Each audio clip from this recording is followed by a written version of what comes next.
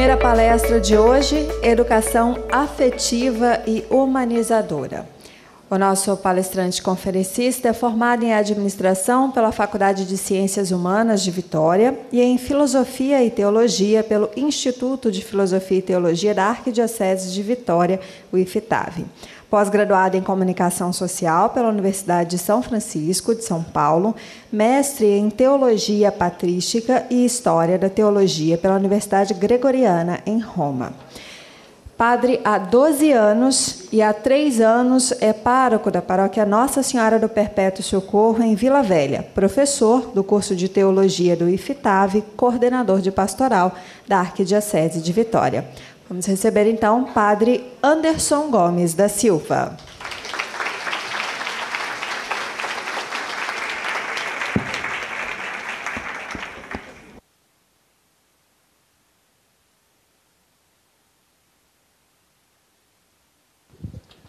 Bom dia a todos e todas, na pessoa do presidente do Sinep, professor Antônio Eugênio, a todas as pessoas aqui presentes, obrigado pelo convite. Confesso que relutei bastante. Tentaram me convencer a estar aqui e a todo momento disse não, não, não, não é o meu lugar, não, não, não. Mas fui dobrado pela força da graça de Deus e vim aqui partilhar algumas coisas com vocês. Antes de mais nada, e mesmo diante da minha profissão religiosa como padre da Igreja Católica, não venho aqui falar de doutrinas, tá? Mas eu não posso deixar de falar do meu escopo, do meu olhar, do meu mundo, da minha realidade.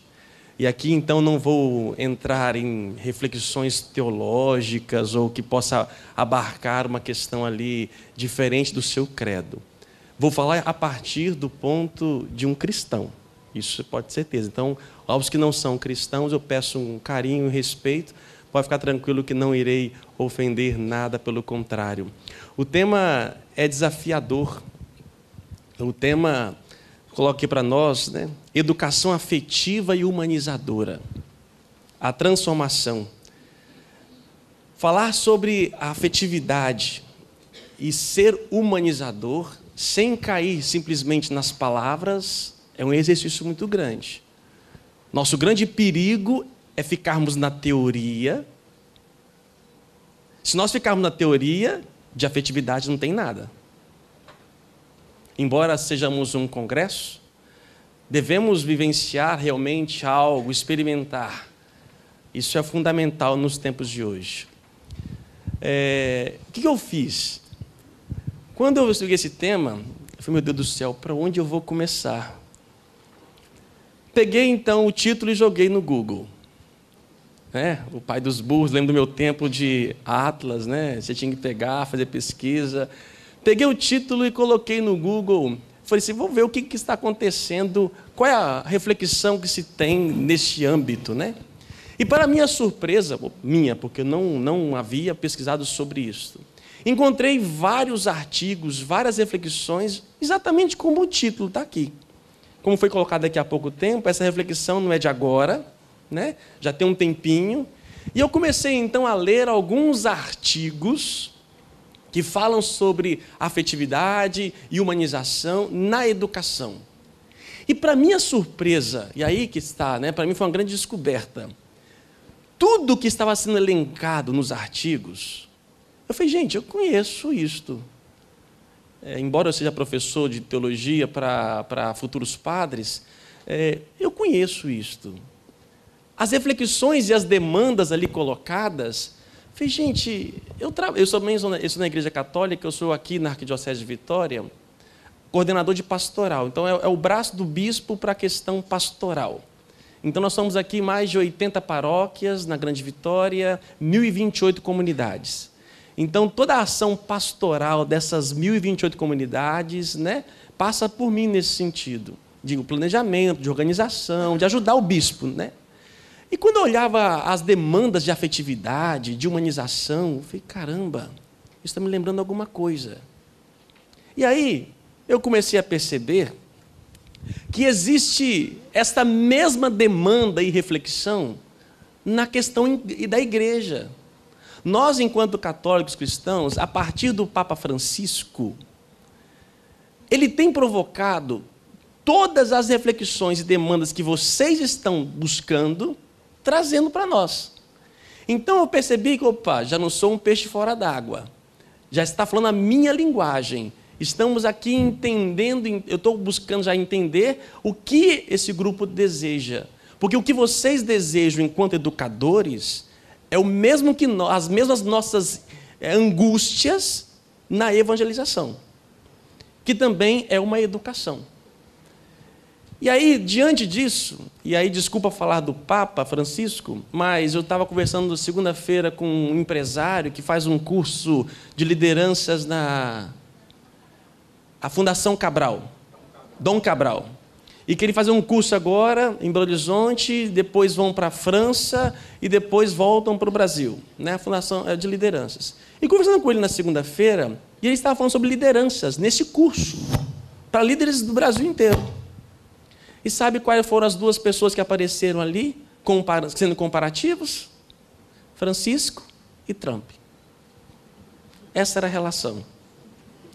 Se num congresso lá, no Dom Cabral, estão falando sobre isso, então não podemos nos dobrar diante dessa realidade. Então, independente da sua confissão religiosa, falar do Papa Francisco é falar de uma pessoa importante hoje na sociedade. Se eu falo de algum filósofo, se eu falo de algum sociólogo, de algum psicólogo, também vou ser partidário, porque nem todo mundo agrada a todo mundo. Então, o que eu fiz? Qual foi o meu trabalho? Eu peguei os artigos que eu li, então, de humanização e afetividade, coloquei relacionado tudo aquilo que eles desejam, e, ao mesmo tempo, eu comecei a colocar em paralelo tudo aquilo que o Papa Francisco provoca para a igreja e no mundo inteiro. Olha que impressionante. E são essas conclusões que nós iremos fazer hoje. Então, vamos à luz do Papa e à luz de Paulo Freire, outros tantos mais. Eu não vou citar aqui o nome dos autores, assim, das pessoas que foram pesquisadas. Lógico, os artigos eu tenho. O nome dos artigos aqui é Prática Pedagógica e Didática Humanizadora, Materialidade e Pressupostos de Paulo Freire. Esse foi um artigo. O outro aqui, Afetividade por uma Educação Humanizada e Humanizadora. E aqui eu tenho o nome dos autores que fez, né? Eu escolhi, deve ser estudantes, não sei, não procurei saber a critério ali, se são entendedores da área. Mas, como eu vi vários artigos, está batendo. Então, vou relacioná-los com o Papa Francisco. Qual vai ser, então, a minha metodologia? No mundo empresarial, existe a metodologia chamada CHA. Não sei se já ouviram falar sobre isso, né? CHA, que é o conhecimento, habilidade e atitude, né? No mundo religioso, nós existimos como ver, julgar e agir. É um pouco parecido, embora o chá, que é o conhecimento, que é o ver para a minha realidade, a habilidade para nós é o julgar. Então, o que nós vamos fazer aqui hoje? Eu vou mostrar para vocês, na primeira parte, o ver, mostrando que os artigos, as demandas que o artigo pede de educação humanizadora, em paralelo com aquilo que o Papa Francisco nos pede. Na segunda parte, vou falar do julgar. O julgar para nós, o que é? É um olhar crítico, ou seja, a partir de alguém, depois que eu vi a realidade, quem vai poder para mim ser referencial? Quem é para mim a referência poder, então, tratar a realidade? Uma coisa é o que existe, é o ver, a realidade. Outra coisa é quem poderá, então, ser, entre aspas, o juiz? Aquele que vai realmente nos dar luzes para tratar a realidade. E, por fim, na última parte de hoje, iremos trabalhar o agir, que é, como eu disse, a parte mais vivencial. Eu não posso falar com vocês de educação afetiva e humanizadora e não procurar ser aqui um exemplo de afetividade e de humanização, porque senão podemos cair no mesmo erro. É como eu mandar você falar assim, menino, seja carinhoso, seja carinhoso, seja carinhoso. E eu não sou. Então, que adianta eu estar no congresso mandando todos aqui serem afetuosos e nós não somos? Manda, mas ao mesmo tempo não faz. Acho que isso é o principal da nossa parte. Então, vou tentar fazer um pouco isso com vocês, tá bom? Vamos lá, momento ver. Vamos olhar a realidade. E eu separei, então, em 5 exemplos. 5 exemplos que eu tiro do texto, dos artigos, e do Papa Francisco. O primeiro exemplo nos mostra o seguinte: a educação, eu não consigo ler, então vou ler parte por aqui, tá? Eu somente cortei algumas coisas. A educação para a humanização significa pensar e agir fundamentando-se em princípios éticos, responsáveis, determinações políticas, interventivas, criatividade estética e sensibilizatória. Quanto nome complexo. O que está pedindo aqui, para ser uma atividade humana, realmente afetuosa, temos que pensar a partir de princípios éticos.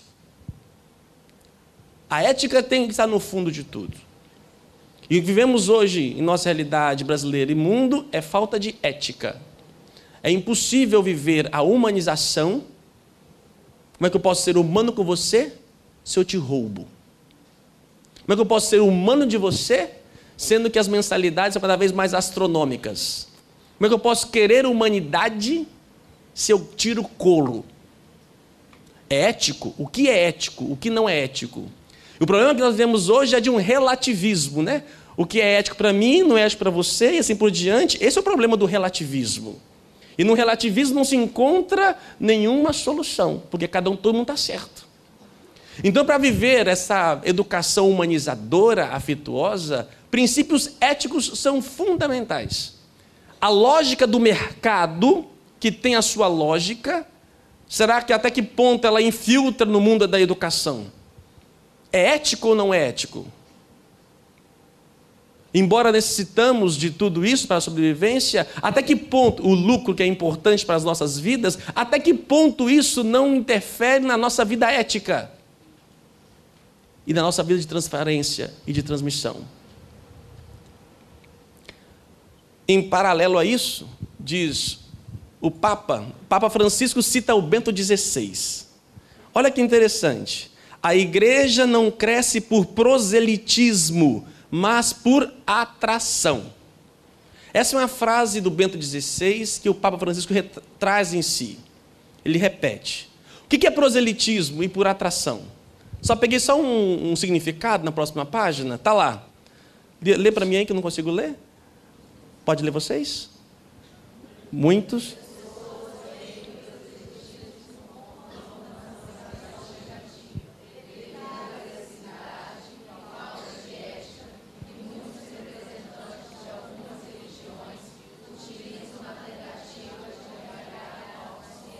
Isto. Olha a ética aí de novo. No mundo da evangelização que nós vemos hoje, as pessoas querem para o proselitismo, fazem de tudo para poder tirar. Isso não é, às vezes não é ético. Pegar o outro, atrair a loja do mercado, e aí sensibiliza. Ao mesmo tempo, no mundo da educação, está se questionando para que possamos ter uma vivência humanizadora, ter princípios éticos. E assim também como no mundo da religião, que vive um mercado, existe um mercado hoje na educação. A lógica do mercado tem infiltrado nas nossas relações como um todo. E que tem ferido principalmente o nosso senso ético. Não que o mercado não tenha suas regras, e que não sejam erradas, não que sejam certas ou erradas, mas devemos filtrar. A educação não se pode comercializar da mesma forma que religião não pode.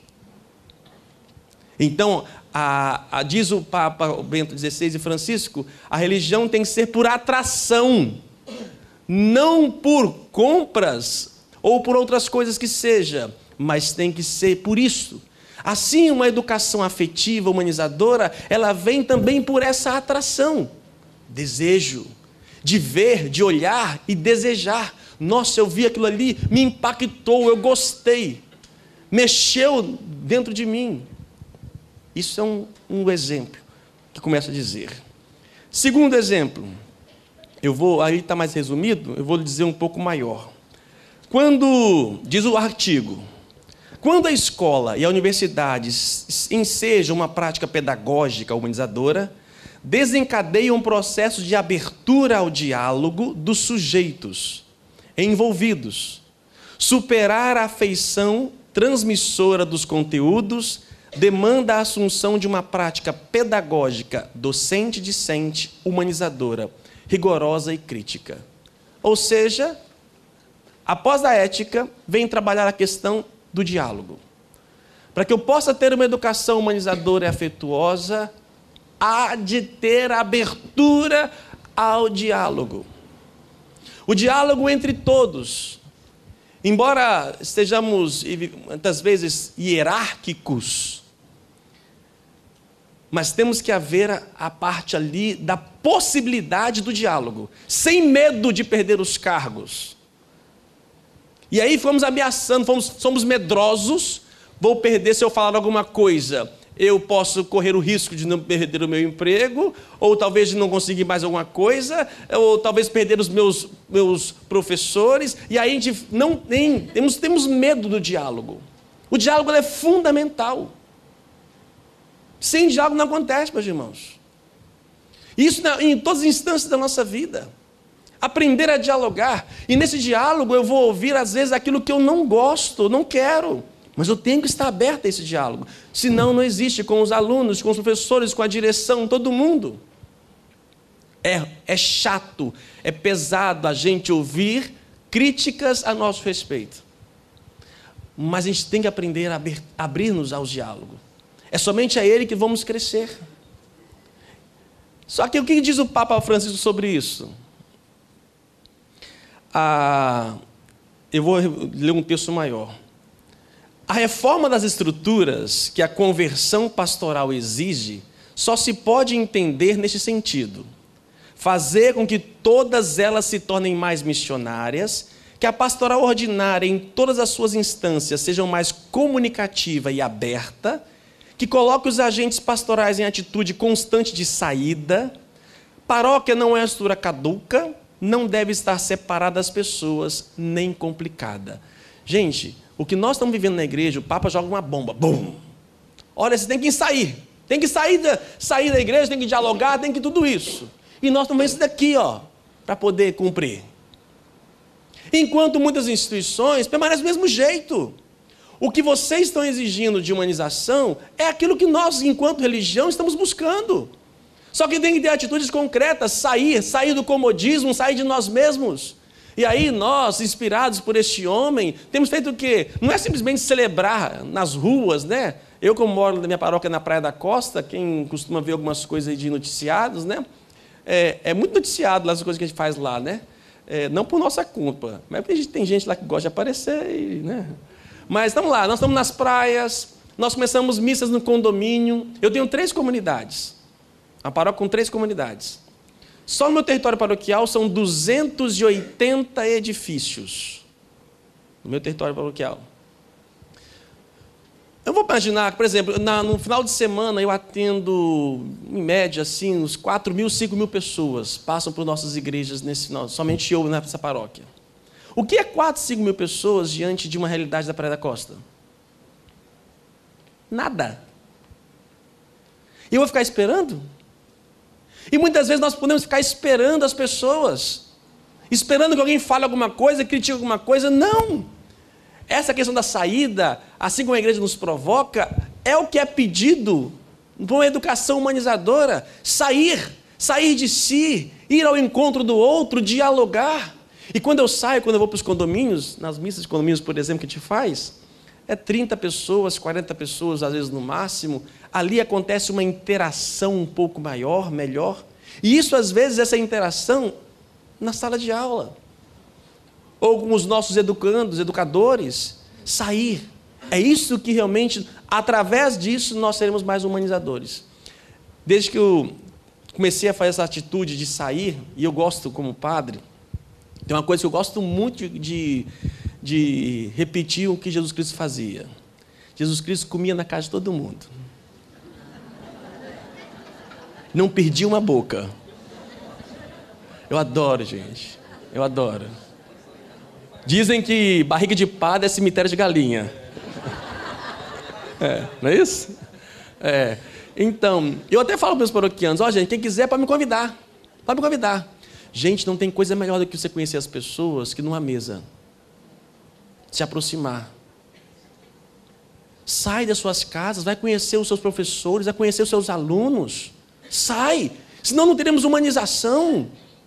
Senão teremos ali simplesmente um profissional exercendo, está sendo pago e não se relaciona, não sai do seu mundo, sai do seu sofá, sai do seu home theater e vai ao encontro. Se não houver isso, meus irmãos, não tem humanização. Continuaremos falando, filosofando e não vemos na prática, no dia a dia. Você conhece onde moram os seus professores funcionários? Sabe a realidade deles? Ou você está preocupado somente em dar uma cesta básica no final do ano, aumentar um pouquinho o dinheirinho para poder agradar? Está vendo que a nossa parte de relacionar, ela é monetária. Eu agrado aumentando um pouco o dinheiro, aumentando um pouco isto. Isso não é humanização, isso é coisificação. E nós somos chamados a sair de nós mesmos. E o Papa, como disse, tem revolucionado, às vezes ele consegue, às vezes não consegue, porque a grande dificuldade somos nós. Vou continuar mais à frente, senão meu tempo, vamos lá, eu falo demais. Vamos lá, terceiro exemplo, é isso? Isso. Terceiro exemplo, agora eu vou dizer o artigo, olha o que o artigo diz. Necessidade de rever os métodos, procedimentos pedagógicos que muitas vezes restringem os conteúdos escolares e o processo pedagógico à dimensão cognitiva, esquecendo-se de que o homem é um ser, cuja intelectualidade e emoção fundem-se, trazendo implicações no desenvolvimento educativo. Uma verdadeira aprendizagem não se restringe à transmissão ou apropriação de saberes conceituais. E mais uma do artigo diz: ir além daquela decorrente memorização mecânica. Eu sou professor e às vezes eu caio nesse perigo. Eu sou, como alguns dizem, conteudistas, né? Um dia um aluno meu disse, seminarista, ai, padre, isso é muito conteudista. Eu falei, o que, meu filho? Só preocupa de conteúdo. E eu dou muito conteúdo mesmo, né? É conteúdo. E é interessante, meus irmãos, que venho questionar que esse conteúdo, ele é necessário, mas não é o primordial, não é o principal hoje. A transmissão do conhecimento, o conhecimento, sim, intelectual, eu acredito muito nisso, na nossa intelectualidade, ampliar, mas nós temos que ver outras prioridades para chegar ao intelectual. Temos que rever os nossos métodos. Eu lembro, mês passado eu fui à minha escola de ensino fundamental e infância. Fundamental e ginásio, né? Eu sou desse tempo que eu tinha ginásio. Então, eu vou falar dos meus tempos, minha linguagem. Eu fui no meu ginásio, né? E fui no meu fundamental. E eu lembrava lá, a gente entrava na sala, né? Sentava, e tinha uma professora de ciências, que ela chegava, quando ela entrava, todo mundo tinha que ficar em pé. E quando sentava, tinha que ficar ereto. Se alguém curvasse, ela chamava atenção. Na terceira, ela punha, sabe de quê? De grade. Aí nós perguntamos lá na escola, lá, vocês têm grade ainda? Jamais! O que era grade? O aluno que levava 3 pontinhos que sejam negativos, ele tinha que voltar no horário diferente do dele e ficar estudando na escola. Aí hoje o educador, jamais, isso é coisa do passado. Estou ficando velho mesmo, né? Até que ponto nós saímos de um rigorismo e estamos num laxismo. Estamos, né, em extremos. Os extremos são horríveis. Temos que encontrar o meio termo. E aqui nós temos a questão do conteúdo. Não podemos ficar simplesmente preocupados na transmissão do conteúdo. Uma educação humanizadora, ela tem que levar em consideração as emoções. Os seres humanos, os meninos estão ali, os professores, eles têm vida. Estão cansados, passaram a noite com problemas e a gente não leva em consideração. Chegamos na sala de aula e começamos a discorrer, e sequer conversamos e dialogamos. Estamos preocupados em cumprir as exigências de conteúdo que nós temos que cumprir até o final do ano, e que se dane o seu problema pessoal. Você está aqui para estudar, porque eu tenho que cumprir a minha meta. Ai, filho, me desculpa as expressões que eu faço, tá? Mas tem que ser mais claro. E aí a gente perde a oportunidade. Olha o que diz o Papa sobre a mesma coisa. A pastoral em chave missionária exige o abandono deste cômodo critério pastoral. Fez-se sempre assim. Convido a todos a serem ousados e criativos dessa tarefa de repensar os objetivos, as estruturas, o estilo, os métodos evangelizadores das respectivas comunidades. Uma pastoral em chave missionária não está obcecada pela transmissão desarticulada de uma imensidade de doutrinas que se tentam impor à força de insistir. Ele fala de uma expressão que eu gosto muito: não podemos perder a beleza e o perfume do Evangelho. O que o Papa está dizendo? A mesma coisa. Olha, as doutrinas, elas são importantes, a moral, ela é importante, mas cuidado para não cair no pode, não pode, você perder a essência do Evangelho, o perfume, a beleza, o encanto. E podemos cair numa educação que transmite conhecimento, e perdemos o encanto. O que muitas pessoas me procuram quando falam: padre, eu gosto da sua homilia, eu gosto disso, aquilo, tal. O que ele vem dizer, que fala com verdade, fala com coração. Gente, eu sou padre há 12 anos, indo para 13. Faço a mesma coisa há 13 anos. Sabe o que é celebrar 4 missas, 5 missas no mesmo dia? É a mesma coisa. Sabe quantos casamentos todo final de semana? É toda a mesma coisa. O rito não muda nada. Mas digo para você, cada missa para mim é uma missa e faço com prazer. Eu não entrei no estado mecânico. E tem muita gente que quer transmitir educação, conhecimento, religião de forma mecânica. Isso não humaniza. Isso não se relaciona, não cria vínculo. Não cria. As pessoas não veem em nós verdade. Elas têm que ver em nós realmente. E para isso requer viver essa beleza, né? Como diz o Papa, que tem as doutrinas, sim, tem a moral sexual, sim, e tantos problemas que temos na sociedade. Mas olha, fala primeiro do amor, depois você chega na doutrina. Fala da essência. Então, antes de você chegar, talvez, nas regras primeiras, fala daquilo que realmente deve ser. Pra você ter ideia, desculpa fazer exemplos religiosos, mas é a minha realidade e eu acho que talvez ajude vocês. A gente abre inscrição para o Crisma, por exemplo, é um sacramento da Igreja Católica. E aí vem gente com jeito. O doutrinário vai dizer: você é segunda união, não pode não. Podem escrever. Você não pode não. Olha, você está errado, você está com problema, não pode. Vai tirando logo na inscrição. O que o Papa diz? Acolhe. Deixa que no passar do tempo a pessoa decida. Não coloque a doutrina na frente da caridade. Assim também, meus irmãos, na parte da educação. Não coloque as regras na frente, primeiro, daquilo que é a educação humanizadora. Vamos mais um exemplo? Vou para o quarto, não é isto? Terminando esse momento aqui. Diz aqui: o espaço pedagógico é um espaço por excelência de humanização, demandando reflexões sobre a prática cotidiana, necessidade e desafio a serem enfrentados cotidianamente. Quais são os desafios do cotidiano?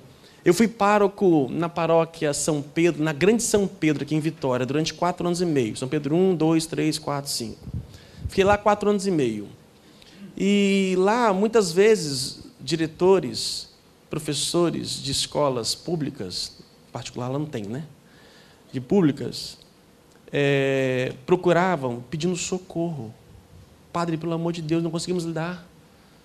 Os meus professores estão desmotivados, sem vontade. Nós não temos mais condição, estamos virando reféns dos nossos alunos. Reflexões daquilo do cotidiano, como nós podemos resolver. Um dia desse também não sei se está aqui não, uma instituição particular na Praia da Costa, de ensino, também veio me pedir socorro, entre aspas, né, ajuda, uma presença, porque estavam perdendo o controle junto aos adolescentes. não sabia mais como lidar, o que poderia ser feito. Então são problemas da realidade. Como nós? E aí, o que temos que fazer? Mas se eu fizer isso, eu não sei se vai dar certo. Gente, a gente não pode ficar refém disso. Olha o que diz o Papa Francisco sobre essa mesma temática. Vou ler um texto maior aqui. Prefiro uma igreja acidentada, ferida e enlameada por ter saído pelas estradas, a uma igreja enferma pelo fechamento e a comodidade de se agarrar às próprias seguranças. Não quero uma igreja preocupada com ser o centro e que acaba presa em um emaranhado de obsessões e procedimentos. Se alguma coisa nos deve santamente inquietar e preocupar a nossa consciência, é que haja tantos irmãos nossos que vivem ser força, a luz e a consolação da amizade com Jesus Cristo, sem uma comunidade de fé que os acolha, sem um horizonte de sentido de vida. Mas o que temos de falhar, espero que nos mova o medo de nos encerrarmos nas estruturas que nos dão uma falsa proteção, nas normas que nos transformam em juízes implacáveis. Saia, vai. Se errar, eu prefiro que vocês estejam lameados, mas que tentaram fazer alguma coisa, do que ficar fechado em vocês mesmos. Tente, experimente, faça diferente. Vai fazer aquilo, peça a graça, converse, dialoguem, o que nós podemos fazer, e tentem, mesmo que a princípio não consigam, mas tente. Prefiro que vocês se lameiem, que sujem tentando, do que fiquem ali fechados, parados, esperando o mundo passar, esperando que venha algum salvador, que venha alguém que vai vir aqui em cima e vai dizer para nós, é isso, pronto, pirlim, pim, pim, resolvidos os problemas. Não existe isto. Existem pessoas com vontade, com desejos, e que saem. E que tentam quebrar os tabus, as regras. As normas, ela vem depois de uma prática. Não espere a lei para depois praticar. Pratique, que depois será legalizado. Tudo na vida é assim. Se nós esperarmos simplesmente vir de cima as definições, nós não iremos ser humanizadores. E a humanização não vem de cima, ela vem de baixo. Vem de baixo de cada um de nós. Saia, lameie-se nas pessoas, se misture. Aí, como diz o Papa em outra expressão, para nós padres, quero que vocês tenham cheiro das ovelhas. Ele nos pede. Tenha cheiro das ovelhas, ou seja, tenha cheiro daquelas pessoas que vocês realmente estão ali com os alunos, professores, tenha cheiro deles, se misturem. Se misturem. Se não se misturar, meus irmãos, não adianta. O que eu sou, misturar na Praia da Costa é fácil, né? Isso aí para mim é ótimo. É lancha para cá, é sítio para lá, é camarão para cá, é ótimo. Se misturar na Praia da Costa é ótimo. É ótimo, maravilhoso. Só que em todos os ambientes. Eu sou assim, e era assim também em São Pedro, em Itaquari, que eu passei em Cariacica 2 anos. Às vezes eu fazia missão, às vezes, durante o dia, visitando as pessoas mais pobres lá. Em casa, eu tinha uma funcionária que fazia comida para mim. Eu chegava em casa, depois, com o almoço pronto, eu tinha vergonha de comer. Eu me sentia envergonhado por ter alguém ali, a minha comida estava tranquila. Porque a realidade que eu via as pessoas, sofrimento, era tamanho. Lógico, depois a gente vai trabalhando isso dentro da gente, né? Mas é tamanho. É se misturar com as pessoas. Os alunos, os professores não são números. Se lameie, se misture. Desça do tamanco. E por fim, o último exemplo. Pensar numa educação que requer um novo olhar para o aluno, no sentido da compreensão da pessoa completa, sugere lembrar que a escola não é participante única do processo de construção do indivíduo. E outro tópico diz: propõe-se, portanto, preconizar uma parceria entre escola e família, uma vez que os pais são a base referencial do saber do indivíduo. Vocês estão careca de saber isso já, né? E estão careca de impedir a família para poder se interagir, e eles não interagem. Não é isso? Então, isso aqui é claro. uma escola, uma direção que seja humanizadora, afetiva, tem que ter consciência que eu não sou responsável sozinho. Eu tenho que envolver outros fatores. Eu tenho que envolver a sociedade. Eu tenho que envolver, de modo especial, a família. O que o Papa Francisco fala sobre isso? Há necessidade de envolver a comunidade inteira no processo de iniciação à vida cristã. O anúncio seja continuado e que os processos sejam assumidos de modo criativo e adequado. Incluir novos temas, ecumenismo, ecologia, comunicação moderna, questões sociais, e ter flexibilidade para atender às situações concretas dos catecúmenos.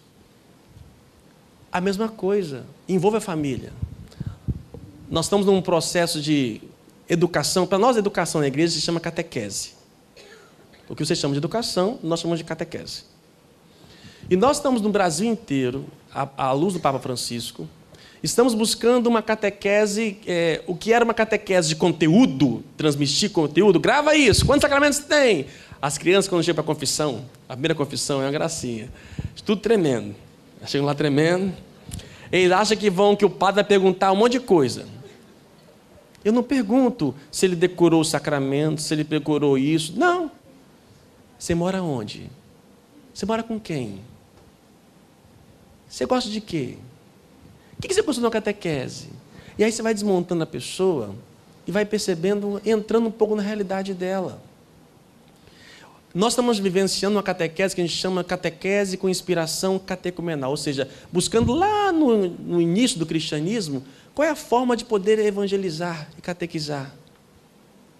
Isso é fundamental, meus irmãos, quando aqui também no texto fala que temos que envolver, e nós preocupamos em envolver a família.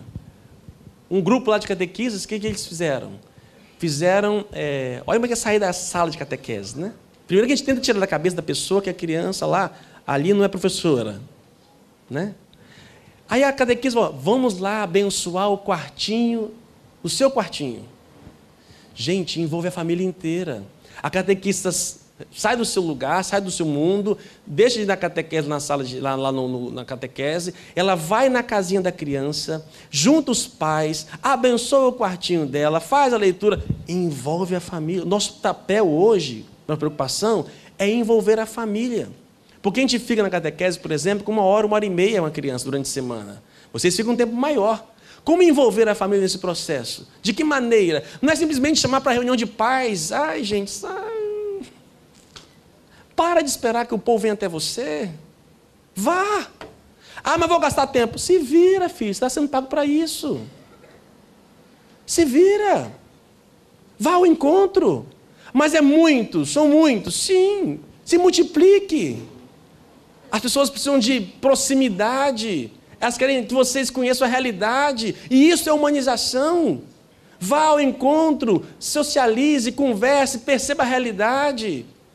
É isto que nos fará cada vez mais humanos e afetivos. Aqui eu já coloquei umas questões, eu fico preocupado, desculpa agora falar como padre nesse momento. Caros educadores, não tenham medo de lidar com as dores e a alegria dos alunos. Daqui a pouco. Não tenham medo de lidar com as dores e a alegria dos alunos. Não queira suprimir a dor.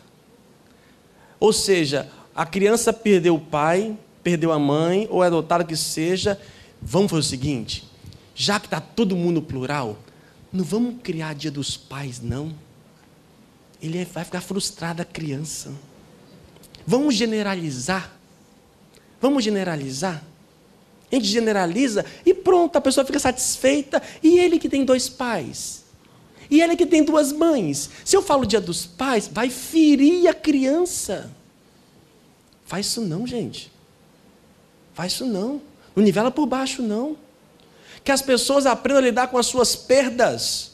Que enfrente, e a família e a educação, ela tem que lidar com isso, não é fingir com isso, não.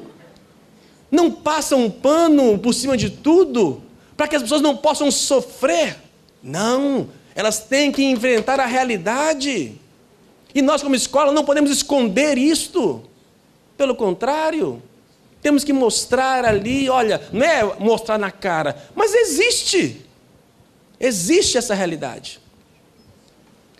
Festividades religiosas em algumas escolas, de modo especial particulares, para não ofender a religião do outro, acaba-se com uma cultura popular, já se tornou, para poder não atingir o fulaninho. E aí o outro chega lá, olha, se você fizer isso, eu tiro meu filho da escola, eu vou perder mais um aluno, perder mais uma entrada. A lógica do mercado. A lógica do mercado. E aí, qual o problema? Eu sempre fui católico, estudei muito na igreja, estudei no Americano Batista, quando vim para Vitória. Participava lá dos momentos de oração que se tinha durante os intervalos, de forma ecumênica. Nunca me senti ofendido. Nas festividades religiosas que haviam, nunca me senti ofendido. E nós agora queremos passar uma régua em tudo. Como todo mundo tem que se fazer, não tem sexo, não tem religião, não tem nada. É seco, frio, isso não tem afetividade, isso não é humano. Vocês estão tratando com um robô, gente que não tem sentimento, que não tem história. E eu tenho que aprender a lidar com o diferente. Se aqui não vivemos uma democracia, se a grande maioria aqui vive isto, eu vou, em nome de uma minoria, deixar de viver aquilo para não ofender? Ah, gente, me desculpa. Isso não é humanização, não. É aprender a lidar. Eu vou lidar, aumento com, isso aqui faz parte dessa cultura, vamos participar. Isso aqui faz parte de outra cultura, vamos participar, vamos conhecer. Mas não negar, nivelar por baixo. Me desculpa, isso é um problema que eu vejo na educação hoje. Porque depois aparece tudo para nós lá, padres, tá? O padres, pastores, quem lida com essa situação de atendimento da pessoa. Bom, vamos passar adiante, senão eu não paro aqui hoje, né?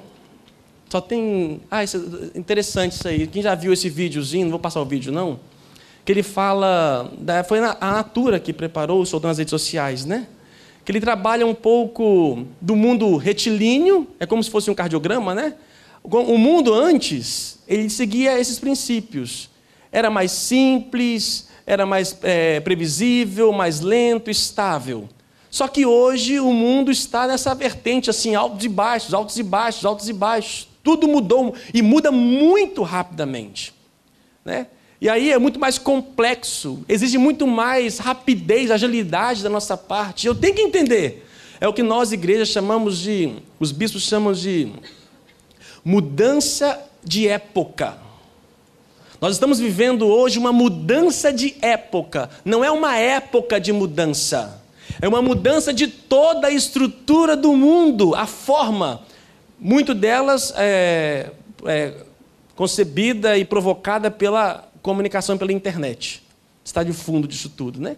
Mas nós temos, o que era muito mais tranquilo, sereno, hoje está nesse processo.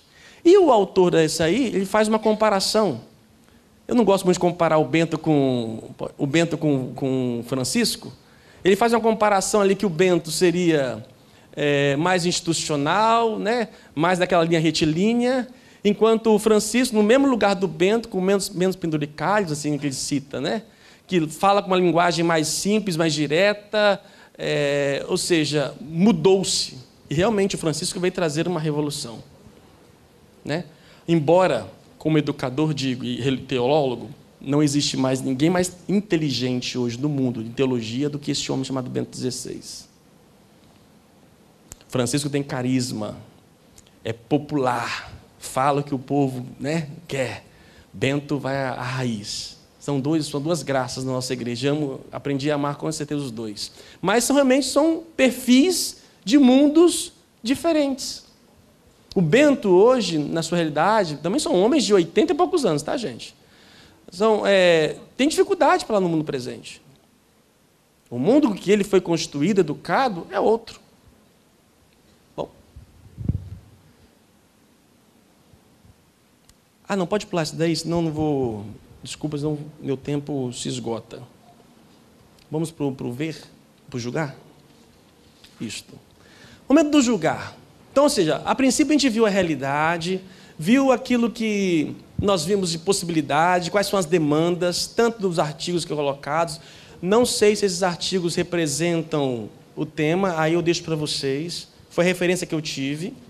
E a partir também daquilo que o Papa nos pede. O julgar, como eu disse, é um olhar criterioso. Vamos então, depois de olhar a realidade, vamos olhar quem pode nos oferecer um indicativo, uma referência.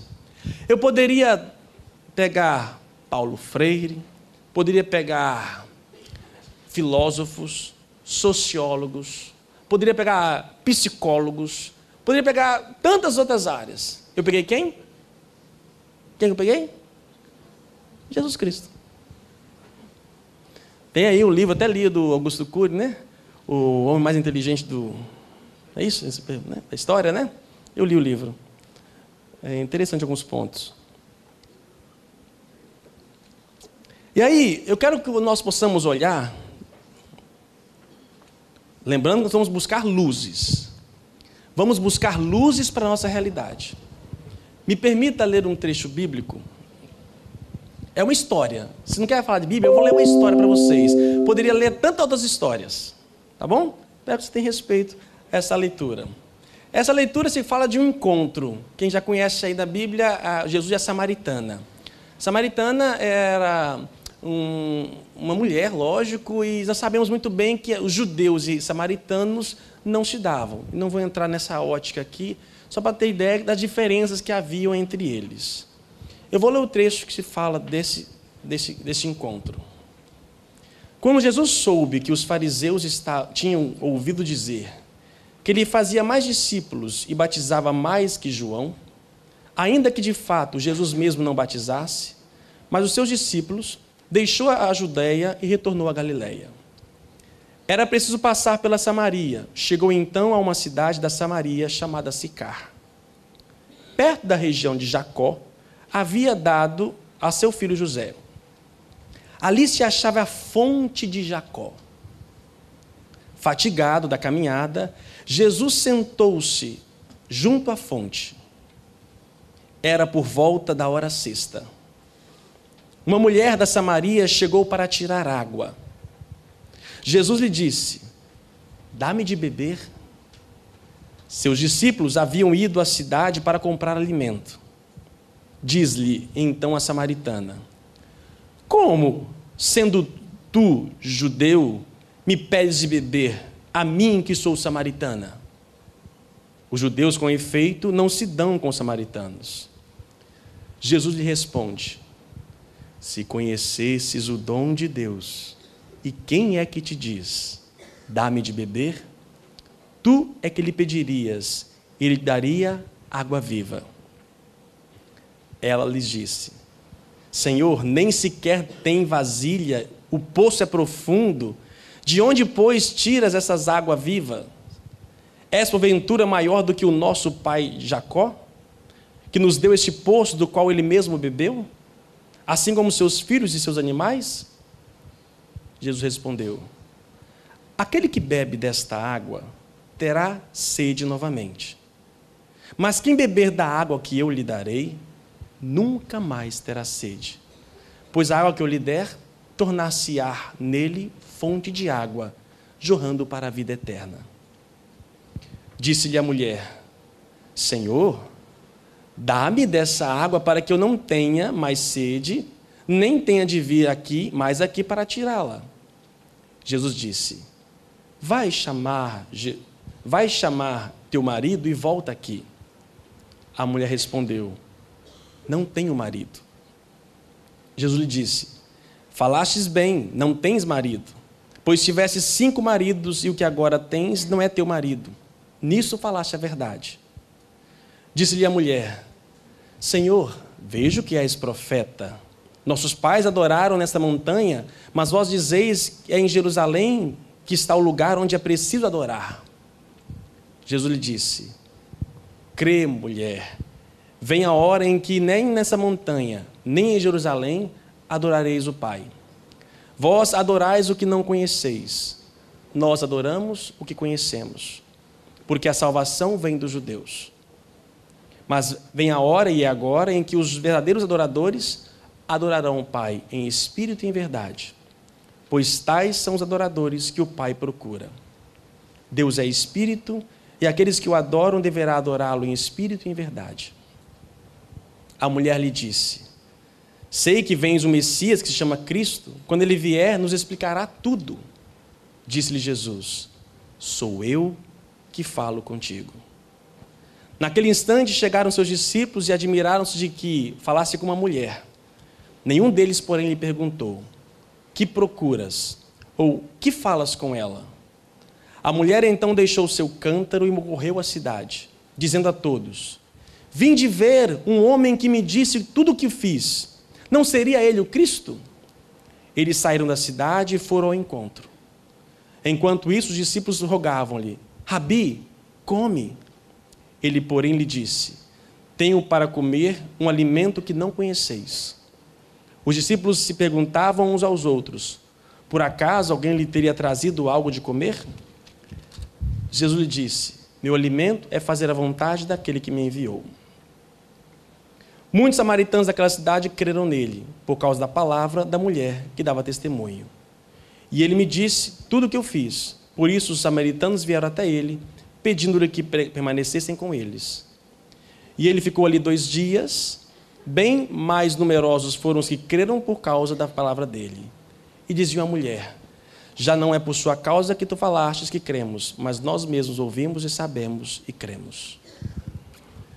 Amados irmãos, me senti na igreja agora, tá vendo? Vamos pensar a homilia. Desculpa aí. Mas não deixa de ser amados, tá? Esse texto, se nós tivéssemos tempos, eu que falaria para vocês. Aqui é o encontro. Pode colocar os 6 tópicos aí. São 6 tópicos. Tem 3 mais 3, né? São 3 partes. E olha que interessante nesse texto. A primeira parte, dá-me de beber. Jesus pede a ela algo que ela poderia dar. Ele tem tudo. Imagina nós agora, nós temos o conhecimento, nós temos tudo. O educando precisa de nós. O educando precisa de nós. Só que o que faz Jesus? Eu faço com que ele me dê aquilo que ele tem. Jesus pede a ela aquilo que ela tem. E isso possibilita o encontro. Não é ele que já chega oferecendo o que tem. É ele que entra na realidade dela, conhece e percebe quem ela é e pede a ela alguma coisa. Isso nos ajuda a sermos mais afetuosos e humanos. Quando a gente vai em missão nas pessoas, nas casas, a gente procura isso. Não é a gente que vai levar. Não é eu que sou o detentor do evangelho. Não, a gente vai lá e aprende a ouvir da realidade do outro. Segundo ponto nos diz aqui, o diálogo. Jesus começa então a dialogar com ela. Nesse diálogo, muitas barreiras existem. Social, cultural, religiosa, política. Está nesse encontro. Judeu, samaritana, homem, mulher. Tudo ali naquela realidade. Como lidar com essa dificuldade? E ali acontece o diálogo. O terceiro passo importante aqui, desse momento, desse encontro: quem beber da água que eu lhe darei, nunca mais terá sede. É nesta hora, primeiro Jesus pede a ela, Jesus depois fala com ela de algo, começa a brotar nela o desejo, até que de fato ele fala desta água, ou seja, cria o desejo, cria a vontade. Eu não jogo simplesmente o meu conhecimento, eu primeiro tiro dele: olha, o que está me oferecendo, eu tenho algo melhor. Eu tenho algo melhor. E vai oferecendo para ele a partir da realidade daquela pessoa. E vai construindo, até eu chegar no momento, no 4º ponto, dizendo: olha, sou eu que estou falando com você, o que está pedindo aí, ela conhecia só o poço de Jacó. Ela não tinha o conhecimento da água viva. E às vezes os nossos educandos não têm o conhecimento supremo, não têm outro conhecimento maior. Eles só conhecem lá talvez a internet, os funkeiros lá, só conhecem aquela realidade. Eles não conhecem, não julgam, entrem. Começa: olha, deixa eu ouvir o que você está ouvindo. Olha, mas eu conheço uma coisa também muito boa, que vai te saciar um pouco mais. Começa a criar então um desejo, e a partir do desejo você vai se apresentando. Mas quem você é? Não, mas aí, olha, estão dizendo que vai ter aí alguém que vai abalar. Sou eu. E aí dá a carteirada de Jesus, né? Nessa hora ele dá carteirada. Sou eu que estou falando com você. E no quarto passo ele se revela. No quinto passo, vem dizer aqui o verbo vir e ver, que é diferente. Vir e ver em João apresenta uma verdade de fé. A samaritana ela vai aproximando, ela não conhecia profundamente. E por fim, nós temos o testemunho, né? Os testemunhos dos apóstolos, dos samaritanos, que a partir da experiência dela, ela trouxe mais pessoas. Se fixa em um, ao fixar-se em um, entrar na realidade dele, no mundo dele oferecer algo, a partir dele você ganha todos que estão ao redor. Eu digo que as pessoas hoje mudam de igreja, não por causa de doutrina, é por causa de afeto, acolhida. Assim também as pessoas se interagem mais ou menos a partir de quê? De afeto, de acolhida. E quando eu sou acolhido e entendido na minha realidade, automaticamente eu chamo mais pessoas. Eu chamo mais pessoas que adentram e fazem esta experiência. Um pouco do julgar, um pouco rápido, mas quer nos mostrar isto. É preciso uma mudança e uma conversão. Nesse encontro de Jesus Samaritana, ela se converte, ela chama até mesmo outras pessoas. Então, não trata de converter ninguém dos seus alunos, professores, mas simplesmente entrar em suas realidades e dialogar no nível que eles têm. Ok? Eu não posso me alongar muito, meu tempo já está quase acabando. E eu queria realmente partir para o agir. Queria terminar esse momento com o agir. O que é o agir? Então, eu vou provocar vocês aqui algumas questões práticas. Pode botar as perguntas? As perguntas estão ali. Nem consigo ler, mas tudo bem, né? Conteúdo e prática, não é isso? Conteudismo e prática. Então, cuidado. Ao nós estarmos aqui, ficamos muito mais no conteúdo e esquecemos um pouco a prática. Se o objetivo nosso é buscar sermos afetuosos e humanos, eu não posso dizer, seja afetuoso, seja afetuoso, seja afetuoso, e citar um monte de gente que põe um monte de coisa, e nós não provocarmos isso na nossa vida. Por isso, eu pergunto, volta lá, como fazer? A realidade de cada um é uma realidade, não tem condições aqui de encontrar uma receita. Não esperem em salvadores da pátria que vão dizer para vocês a receita. A receita é no fazer, no sair de nós mesmos, na realidade que cada um vivencia. Mas para isso eu me pergunto, quem é você? Quem é você? Como você está? Se eu estou querendo ser humanizador, estou aqui só eu falando, é monólogo. E a nossa forma de transmissão muitas vezes é monólogo. Alguém fala e eu escuto na parte passiva. Quem é você? Lógico, eu não tenho condições aqui de abrir o microfone para todo mundo. Tá? A última frase aqui lá é... Falar ou ser, né? Falar ser humanizador ou ser humanizador? São duas coisas diferentes. Então, eu não tenho condições de falar e conversar com todo mundo. Eu escolhi algumas pessoas. Por favor, está aí presente? Como é que ela chama? Celeida, está aí? Vem cá, Celeida, por favor. Que susto, hein, Celeida? Estou com medo. Pode ficar na frente. Isso, pode ficar por aí mesmo, Celeida. Antes de mais nada, Deus te abençoe. Tudo bom, Celeida? Não foi a Parabela que chamou, não. Pode ficar um pouquinho no meio aí, que você consegue ver o telão. Celeida, você é mãe de 3 filhos. Nayara, Nandara, Luiz, Eduardo. Estão bem? Os pais Delza e Gervásio.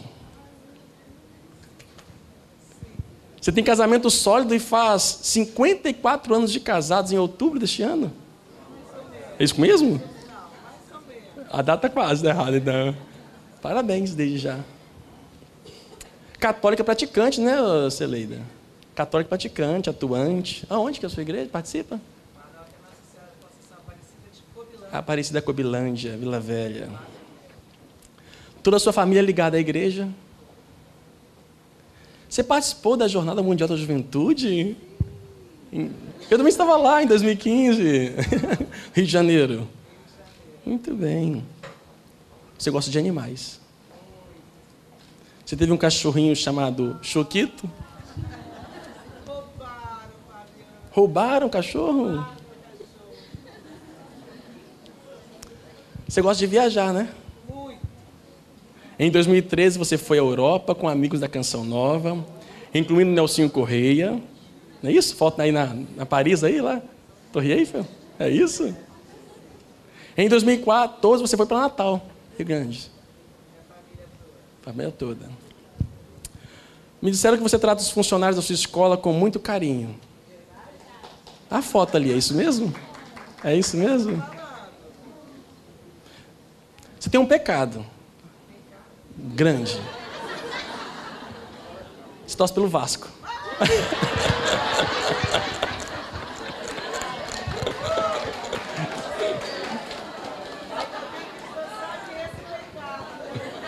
Você tem parentes no Mato Grosso, sua prima Elaine. Você é acessível, brincalhona, prestativa e amiga. É isso? Um abraço aqui, por favor. Deus te abençoe.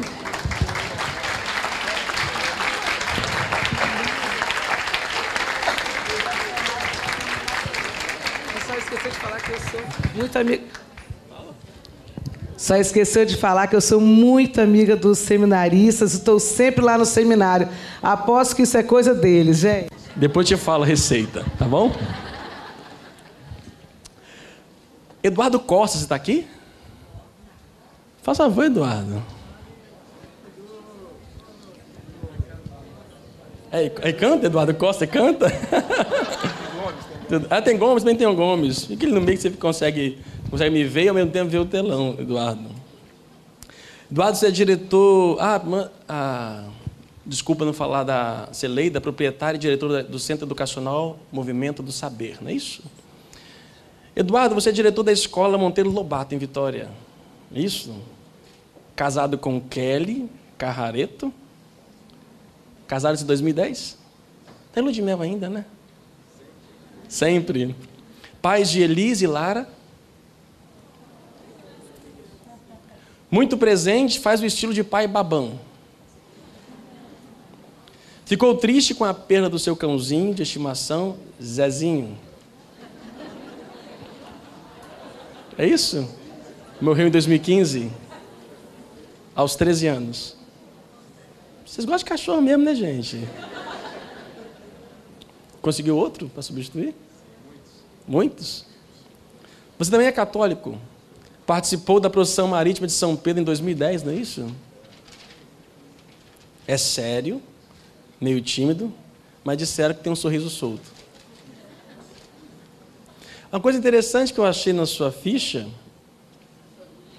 né? Depois eu vou te mostrar de onde eu tirei essa ficha, tá? Você é ex-aluno da própria escola que hoje é diretor. Que legal. Legal, né?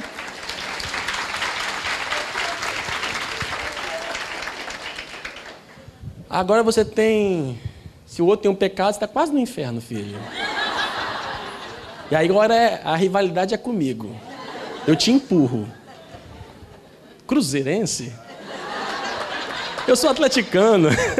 Venceu ontem. Venceu ontem, né? Bom, viu o jogo? Não conseguiu.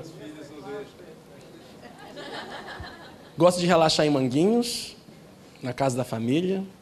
Muito curioso, gosta de inovação e pesquisa muito sobre o tema e como aplicá-lo na educação. Parabéns. Deus o abençoe. Olha lá.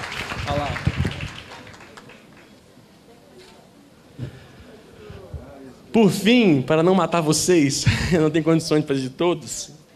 Por fim, isso aqui foi muita coincidência, não foi? Muita coincidência. Isso aqui foi coincidência mesmo. Na verdade, todos, né? Eu não sabia de nenhum de vocês três que selecionamos. Foi coincidência isso aqui. Eu vou dizer por quê. Rita Cássia Mulim, diretora do Colégio Salesiano de Jardim Camburi. Não é isso? Bem-vinda.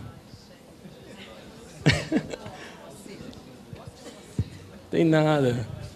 Vou mostrar para vocês daqui a pouco.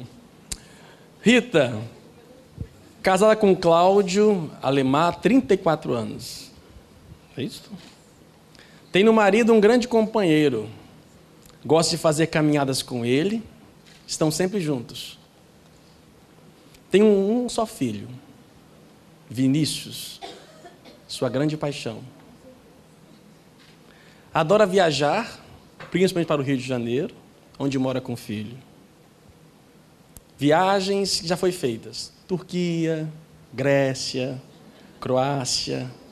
E neste mês, Rússia. Hoje, né? Estamos juntos, né? Hoje à noite estamos indo para lá. Por coincidência, isso que eu falei, que eu não sabia. Que eu não sabia mesmo. Muito ligada à família e amigos. Dinâmica, atenciosa e ligada muito aos seus amigos. Também muito católica. Está de férias, né? A partir de amanhã. Mas me disseram aqui que você se inscreveu no congresso só para esse momento agora de manhã. Espero não tenha sido em vão. Tem um hobby de tocar piano. Tem fala mansa, mas é firme. E viciado em trabalho. Deus abençoe. Obrigado pela presença.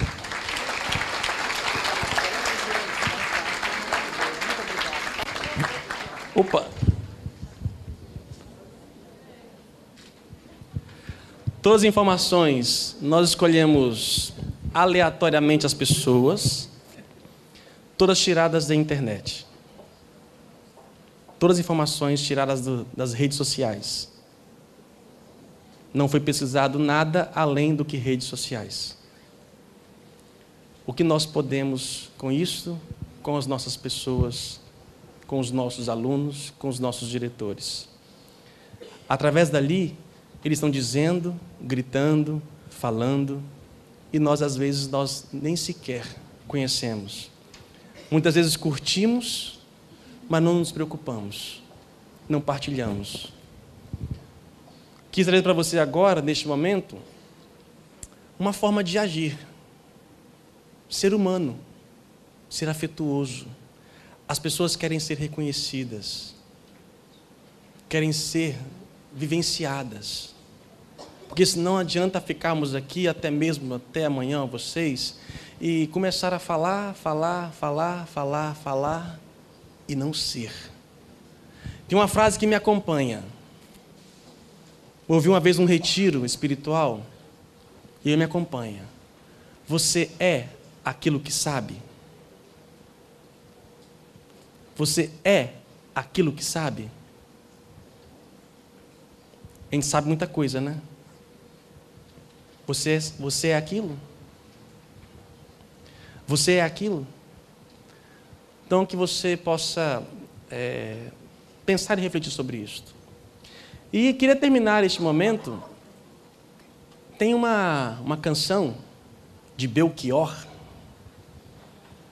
cantada maravilhosamente por Elis Regina e depois pela sua própria filha, que fala um pouco disto. Um título de Como Nossos Pais. E nós podemos ser os mesmos dos nossos pais. A letra diz o seguinte: não quero lhe falar, meu grande amor, das coisas que aprendi nos discos ou nos livros. Não quero somente dizer daquilo que aprendi nos discos. Eu quero te contar o que eu vivi. O que eu vivi. E tudo o que aconteceu comigo. Viver é muito melhor do que sonhar. Eu sei que o amor é uma coisa boa, mas também sei que qualquer canto é maior do que a vida de qualquer pessoa. Por isso, cuidado, hein? Há muito perigo na esquina.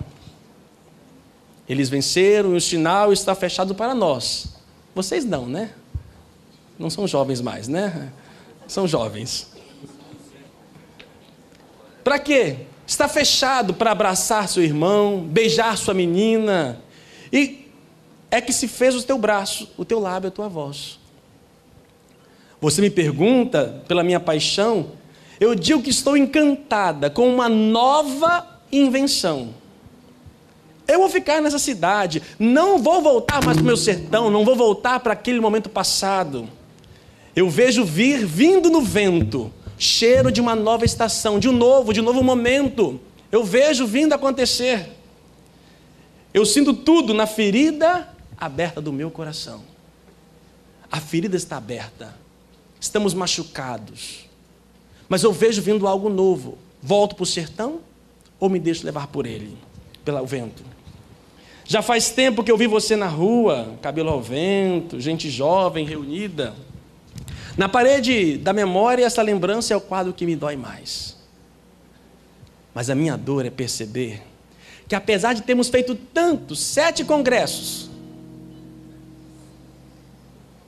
ainda somos os mesmos e vivemos como os nossos pais. Nossos ídolos são os mesmos. E as aparências não enganam. Você diz que depois deles não apareceu ninguém. Você pode até dizer que eu estou por fora, ou que eu estou inventando. Mas é você que ama o passado e que não vê. É você que ama o passado e não vê que o novo sempre vem. Hoje eu sei que quem me deu a ideia de uma nova consciência de juventude está em casa, guardado por Deus, contando vil metal. Minha dor é perceber que, apesar de termos feito tudo o que fizemos, ainda somos os mesmos e vivemos como os nossos pais. Ser como os nossos pais não é um pecado, não é um erro. Pelo contrário, eu acredito muito na tradição. A tradição que é passada. Mas eu não posso deixar de aprender com o novo. E vocês, como educadores, não tenham medo do novo. Não tenham medo daquilo, do vento que sopra. Que só assim seremos novos. Vamos cantar? Vamos lá? Do início?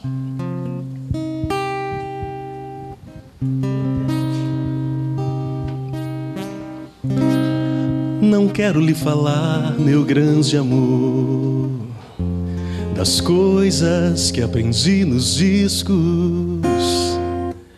Quero lhe contar como eu vivi e tudo o que aconteceu comigo.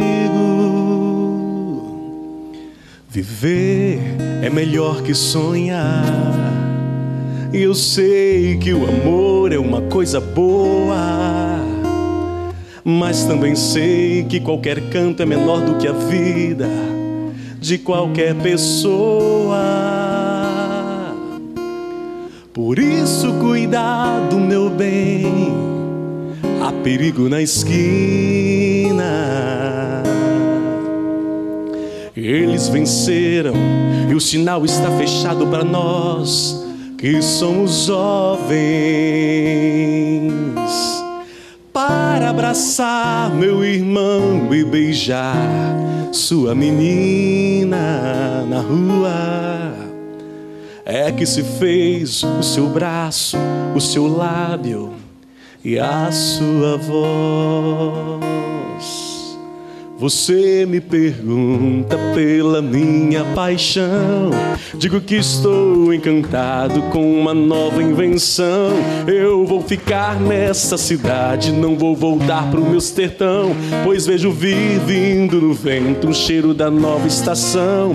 Eu sinto tudo na ferida viva do meu coração.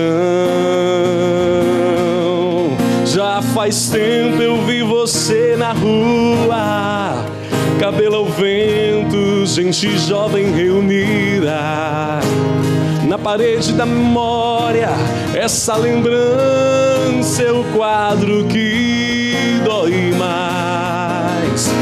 Minha dor é perceber que apesar de termos feito tudo que vivemos, ainda somos os mesmos e vivemos. Ainda somos os mesmos e vivemos como os nossos pais. Nossos ídolos ainda são os mesmos e as aparências não enganam, não. Você diz que depois deles não apareceu mais ninguém. Você pode até dizer que eu tô por fora, que eu tô inventando, mas é você que ama o passado que não vê. É você que ama o passado que não vê, que o novo sempre vem. Hoje eu sei que quem me deu a ideia de uma nova consciência e juventude tá em casa, guardado por Deus, contando vil metal. Minha dor é perceber que apesar de termos feito tudo que fizemos, ainda somos os mesmos e vivemos. Ainda somos os mesmos e vivemos. Ainda somos os mesmos e vivemos como os nossos pais.